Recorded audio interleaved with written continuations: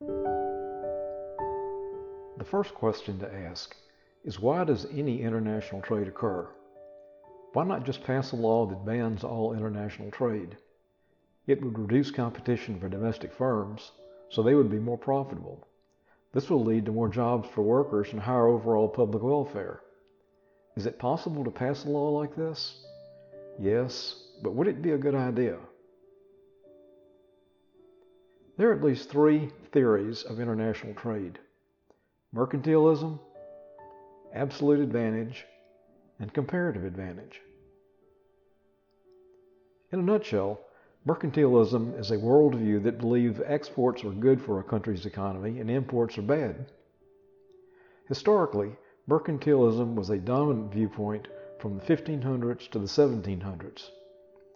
At that time, if a company exported goods, the country would be paid in gold or silver. It's based on the idea that a nation's wealth and power were best served by increasing exports, so it involved increasing international trade. This view advocates trade policies that protect domestic industries and discourages imports. One way to reduce imports is to impose tariffs, which are taxes on imports. Tariffs serve three primary purposes: to raise revenue for the government, to restrict imports, and to protect domestic producers from foreign competition. In the late 1920s, the U.S. economy was struggling. The Smoot-Hawley Tariff Act was passed in June 17, 1930. This act raised import duties to protect American businesses and farmers, adding considerable strain to the international economic climate of the Great Depression. Smoot-Hawley contributed to the early loss of confidence on Wall Street and signaled U.S. isolationism.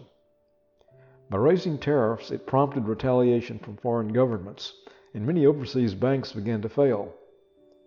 Within 2 years, 24 countries adopted similar tariffs, making worse an already troubled world economy and reducing global trade.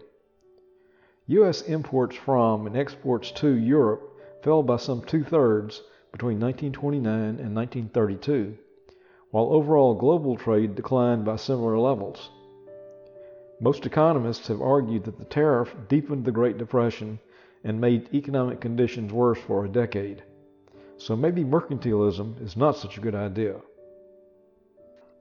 Another theory for international trade is absolute advantage. The concept of absolute advantage is generally attributed to Adam Smith for his 1776 publication, The Wealth of Nations, in which he countered mercantilist ideas.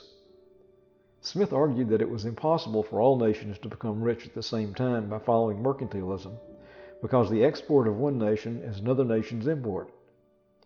He stated that all nations would gain if they practiced free trade and specialized in accordance with their absolute advantage, possibly caused by a unique climate, geography, or the skills and size of the labor force. Most economists today think the concept of comparative advantage best explains international trade. The theory uses the idea of opportunity cost. Opportunity cost is what you give up or sacrifice in making an economic choice. In international trade, it's the value of the goods you sacrifice in deciding to produce one good instead of another. Comparative advantage refers to sacrificing the alternative with a lower opportunity cost.